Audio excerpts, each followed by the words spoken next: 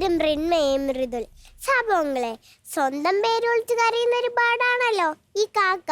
കരയുന്നിട്ടില്ലേ? കാ കാ. ഞാൻ എൻ്റെ പേര് വിളിച്ച് പറഞ്ഞ എങ്ങനെ ഇരിക്കും? മൃണ്മയും മൃദുൽ, മൃണ്മയും മൃദുൽ. കുഞ്ഞായിരുന്നപ്പോ ഈ ജീവികൾ പറയുന്ന സൗണ്ട് വെച്ചിട്ടാണ് ഞാൻ അവരുടെ പേര് പഠിച്ചോണ്ടിരുന്നത്. കാക്കേനെ കാക്ക എന്ന് വിളിക്കും, പൂച്ചേനെ മാവ് മാവ് എന്ന് വിളിക്കും, പട്ടിയൊക്കെ പോകുന്നോണ്ട് അതേ ബബ്ബ പോന്നെന്ന് പറയും. ഇങ്ങനെ വിളിച്ച് ശീലിച്ച് വീട്ടിൽ എപ്പോഴും ചമയ്ക്കുന്ന അപ്പൂപ്പനെ ഞാനെന്ന് ഇങ്ങനെയാ വിളിച്ചോണ്ടിരുന്നത്. ഞാനിത് പറയാൻ കാരണം അടുത്ത തവണ എന്ത് കണ്ടന്റ് പറയുമെന്നും പറഞ്ഞു വിഷമിച്ചിങ്ങനെ ഐസ്ക്രീം ഒക്കെ കഴിച്ചിരിക്കായിരുന്നു. അപ്പോഴാണ് പുറത്ത് കാക്ക പറയുന്ന സൗണ്ട് കേട്ടത്. അപ്പൊ അകത്തിന്നുകൊണ്ട് അമ്മാമ്മ പറയുക, ദേ കാക്ക അറിയുന്നു, അപ്പൊ ഇന്ന് ആരോ വിരുന്ന് വരുന്നുണ്ട്. അമ്മാമ്മയുടെ കയ്യിൽ ഇങ്ങനെ കുറെ സംഭവം ഉണ്ട്. പട്ടി അറിഞ്ഞാൽ രാത്രി പ്രേതം വരും, പൂച്ച കടിപിടി കൂടിയാൽ വീട്ടിൽ കറണ്ട് ബില്ല് കൂടും, ഇങ്ങനെയൊക്കെ. അപ്പൊ എന്റെ മനസ്സിലേക്ക് ഒരു ഐഡിയ വന്നു. അടുത്ത തവണ എന്റെ വീട്ടിൽ വരുന്ന ജീവികൾക്കൊക്കെ സംസാരിക്കാൻ അതിൽ ഉള്ളതിനെ കുറിച്ച് ഇവിടെ വന്ന് പറയാന്ന്. ഞങ്ങളുടെ വീട്ടിൽ എപ്പോഴും വരുന്നൊരു പല്ലിയുണ്ടേ.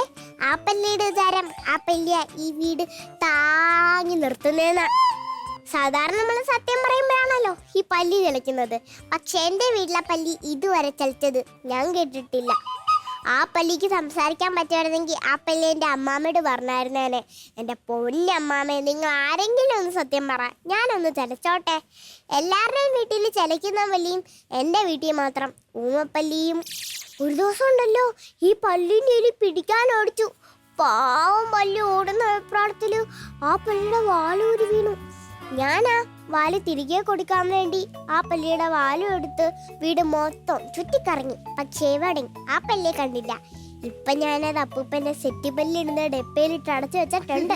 എപ്പോഴെങ്കിലും ആ പല്ലി തിരക്കി വന്നാ കൊടുക്കാലോ. നേരത്തെ ആ പല്ലിനോട് ചെലിയില്ലേ, അതിനെ കൊണ്ട് ഭയങ്കര ശല്യമാണ്. അപ്പൂപ്പൻ കണക്കെഴുതുന്ന ബുക്കും അമ്മാമ്മയുടെ പ്രാർത്ഥന ബുക്കും എല്ലാം അതിൽ കടിച്ചോണ്ടാവും. അതെനിക്ക് വലിയ ഇഷ്ടമാണ്. ഒരു ദിവസം ഉണ്ടല്ലോ ഞാൻ ഹോംവർക്ക് എഴുതുന്ന ബുക്ക് അത് കടിച്ചോണ്ട് പോയിട്ട് അതേപോലെ തന്നെ തിരിച്ചുകൊണ്ടോടെ വെച്ചിട്ട് എന്നോട് വന്ന് പറയാ, ഹോ എന്തൊരു ടഫായി ഹോംവർക്കൊക്കെ, കടിച്ചിട്ട് എന്നെ പല്ല് മുറിഞ്ഞു പോയി. അപ്പൊ ഞാൻ അപ്പൂപ്പനോടെന്ന് പറഞ്ഞു, അപ്പൂപ്പ ഈ വീട്ടിൽ ഭയങ്കര എലിശല്യം കേട്ടോ. അപ്പൊ അപ്പൂപ്പൻ പോയി ഒരു പൂച്ചേനെ വാങ്ങിച്ചോണ്ട് വന്നു. അതിനൊരു പേര് കിട്ടു, രാജു. അപ്പൂപ്പൻ വിചാരിച്ചത് രാജു വന്ന ഉടനെ തന്നെ എലിയെ പിടിക്കുമെന്ന. പക്ഷെ ഒരാഴ്ച കഴിഞ്ഞപ്പോ ബബിൾ ഷൂട്ടിൽ നിന്ന് കുമ്മള വരുന്ന പോലെ രാജുവിന്റെ വയറ്റിൽ നിന്ന് കുറെ കുഞ്ഞുങ്ങൾ വരാൻ തുടങ്ങി. അപ്പോഴാണ് അപ്പൂപ്പന് മനസ്സിലായത് അപ്പൂപ്പൻ വാങ്ങിച്ചോണ്ട് വന്നത് രാജുവിനെയല്ല രാധേനെയാണെന്ന്.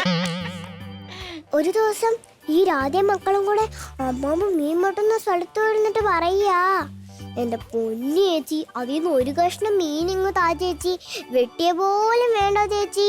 നിങ്ങളുടെ വീട്ടുകാർ പറയുന്ന പോലെ ഒരു കുറ്റവും ഞങ്ങൾ പറയത്തില്ല ചേച്ചി. കുറെ കഴിഞ്ഞപ്പോ പട്ടി ഭയങ്കരമായിട്ട് കുരയ്ക്കുന്നു. കുര നിർത്തുന്നേ ഇല്ലേ. ഞങ്ങൾ ചെന്ന് നോക്കിയപ്പോ എന്താ, പട്ടിയുടെ കൂടിന്റെ ഫ്രണ്ടിൽ കൂടെ ഒരു പാമ്പ് എഴഞ്ഞ് പോവാണേ. അപ്പൊ ആ പാവം പാമ്പ് ഞങ്ങളോട് പറയാ, ഹോ എഴഞ്ഞ് എന്റെ നെഞ്ച് മൊത്തം ഉരഞ്ഞു, എത്രയും പെട്ടെന്ന് എന്നെ ആശുപത്രി എത്തിക്കണം. പട്ടിക്കാണെങ്കിലോ ഇപ്പൊ ആ കൂട് തുറക്കാൻ വേണം, പാമ്പിനെ പിടിക്കാൻ വേണം. അപ്പൊ പാമ്പ് പട്ടീനെ തല പൊക്കി ഇങ്ങനെ ഒരു നോട്ടം നോക്കി. പട്ടിയാണെങ്കിലോ ചത്ത പോലെ ദേ ഇങ്ങനെ ഒരു കിടപ്പ. ഓക്കെ അതെന്താന്നല്ലേ, എന്നോട് സ്റ്റാൻഡപ്പ് നിർത്താനും നിങ്ങളോട് ബസറടിക്കാനും കൂടിയാ കാക്കാച്ചി പറഞ്ഞിട്ട് പോയത്.